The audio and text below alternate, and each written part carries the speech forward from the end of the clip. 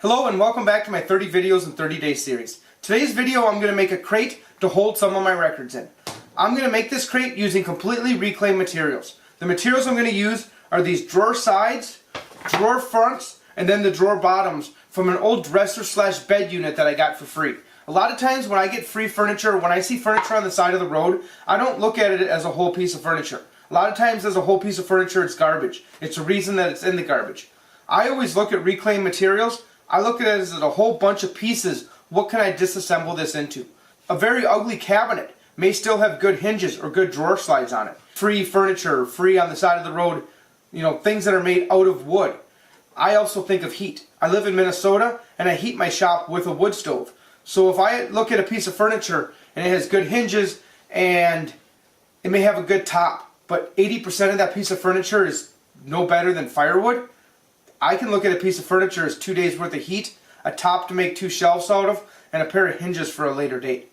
And that's the way I reclaim. A lot of times it comes down to, is it a material I'll actually burn in my wood stove?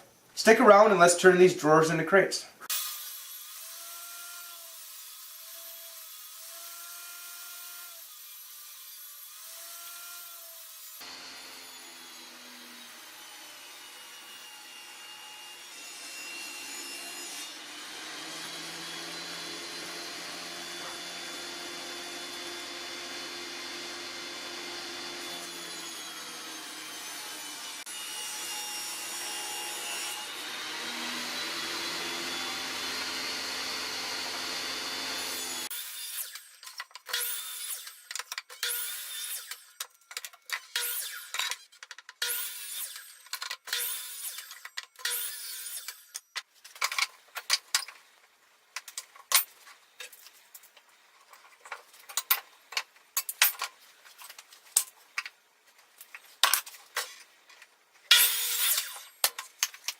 I'm going to assemble the crates with a little bit of wood glue and these 1¼ inch staples. I really like the holding power of the staple over a brad nail, but aesthetically a brad nail definitely looks nicer.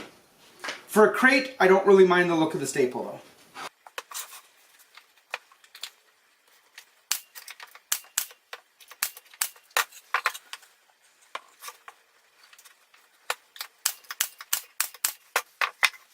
The top piece has a round over that's there from the original drawer, and I've cut the round over off the rest of them, which leaves the bottom slat just a little bit thinner, but I think it's going to work.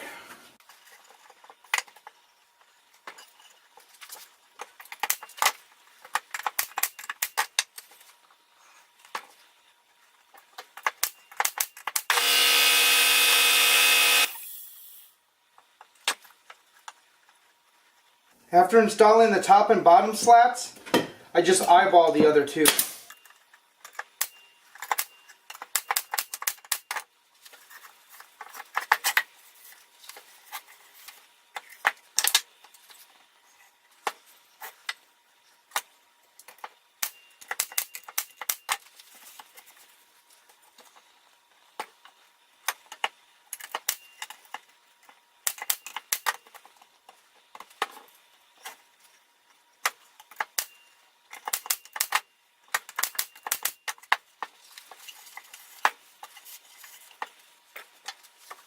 Thanks for sticking around and watching me make these record crates.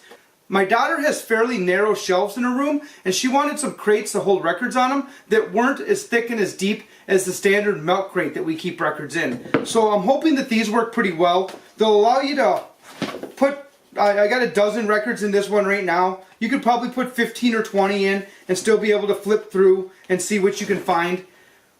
As a family, we really like going to the record store. We like to go buy used records, and used records are still quite affordable. Some of these records that you can purchase, like, here's the Commodore's Greatest Hits. This was $2.10.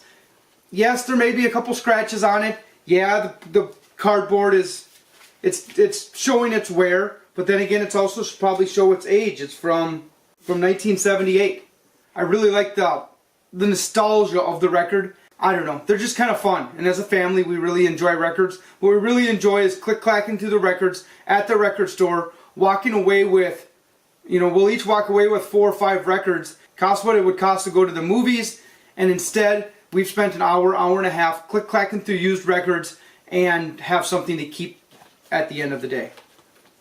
Thank you for watching this. I hope you enjoyed this video. I hope this inspires you to get out in your shop and make something yourself, especially something out of reclaimed materials. If you look at that old dresser, you look at the old file cabinet and think, I don't need a dresser, why would I want that? Think of reclaimed pieces as parts. Think of them as, does that have drawer slides and hinges as I want? Does that have that, what else can I make out of that? If you think of reclaimed furniture as parts, not as whole pieces of furniture, there's a lot more pieces of reclaimed furniture that are worthwhile to pick up. Thank you for watching. Until next time, peace.